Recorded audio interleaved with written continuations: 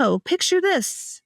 I'm scrolling one night looking for something to watch as you do, and then suddenly I see Pedro Pascal in a horror comedy, Bloodsucking Bastards. I had no idea this movie even existed, and you know I had to share this with you. Here's the thing. Horror and comedy don't always mix well together, but this one, it nails it.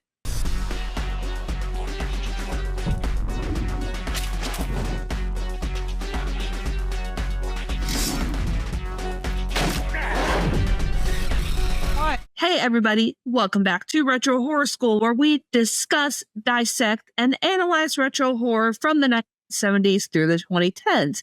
It is I, Brandy, otherwise known as the Terrorific Lady. Hello!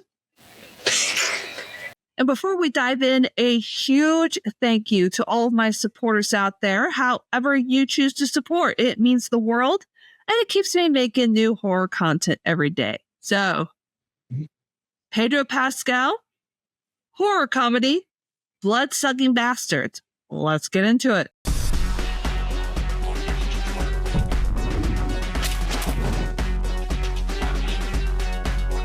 Making a horror comedy is a very tricky balance. If the horror in the movie is too heavy, the laughs vanish. And if the comedy is too constant, the scares fall flat and you're just going to end up with a parody. When it works though, chef's kiss.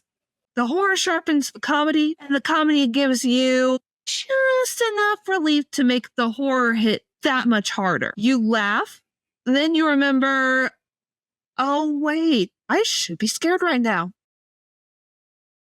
And Bloodsucking Bastards gets that horror comedy balance just right, like Goldilocks.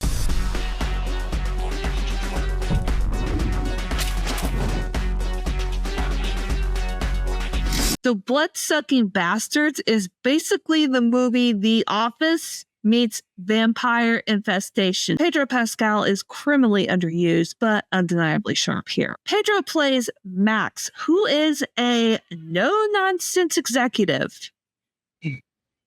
He doesn't tolerate nonsense. No nonsense on his watch. And he is brought in to fix the company, which he does by just casually turning people into vampires. What? I have to believe he knew exactly what kind of movie he was in.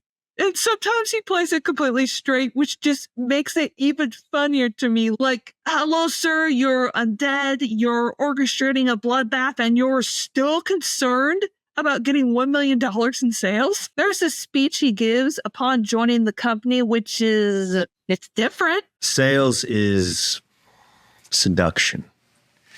And when you seduce, do you say, I have a 401k or I floss? No.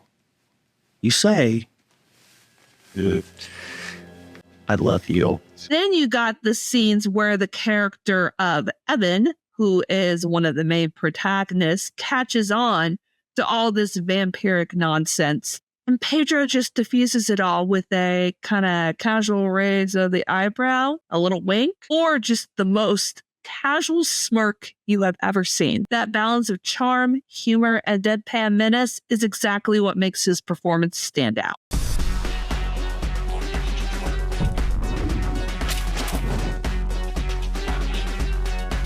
Some quick trivia for you about Bloodsucking Bastards. It premiered at Slamdance Film Festival in 2015 and was distributed by Shout Factory. It was made by the improv comedy group Dr. God, which explains the whole organic feel that this movie has to it. I feel like I'm a fly on the wall in this office witnessing a vampire infestation. Pedro was cast before hitting his Narcos breakout. So this is from that sweet spot where he was taking those smaller, weirder roles that just kind of flew under people's radar.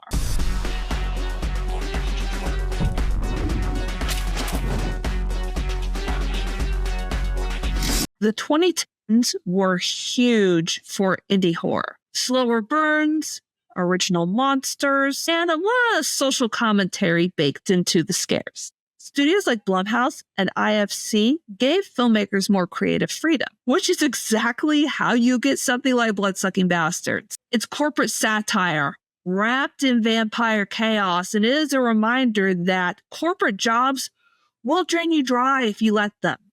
Literally. It also leans on a slow burn setup. Now, you're not seeing gore in every frame. In fact, this movie is very gore light. I can count on one hand the amount of gore that I saw in the film.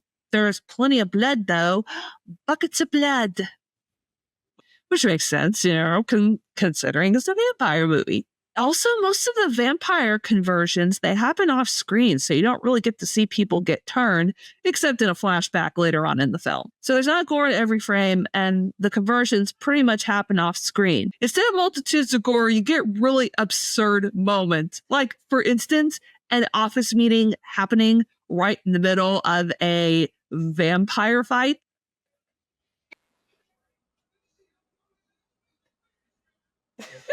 That's a hallmark of well-timed horror comedy. It's the mundane with a seemingly mundane against those moments of the ridiculous.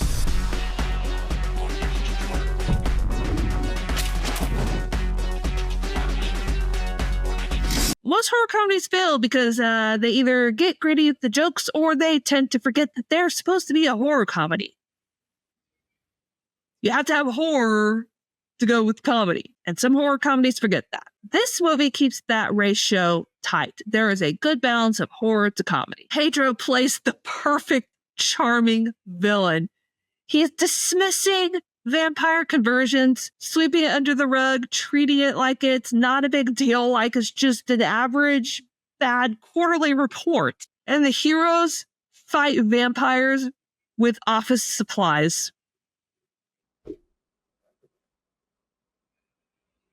It's a film that knows exactly what it is, and that's why it works.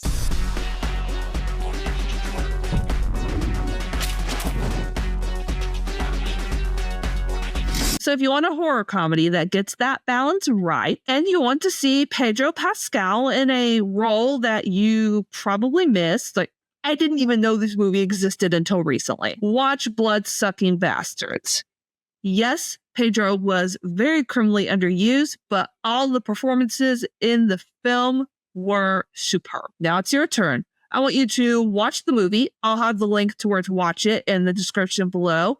And I want you to tell me if you think that it nails that horror comedy balance. I want to hear your take. And hey, be sure to keep your stakes sharpened and your eyes peeled for more retro horror school videos. Class is dismissed for now, but I will see you next time.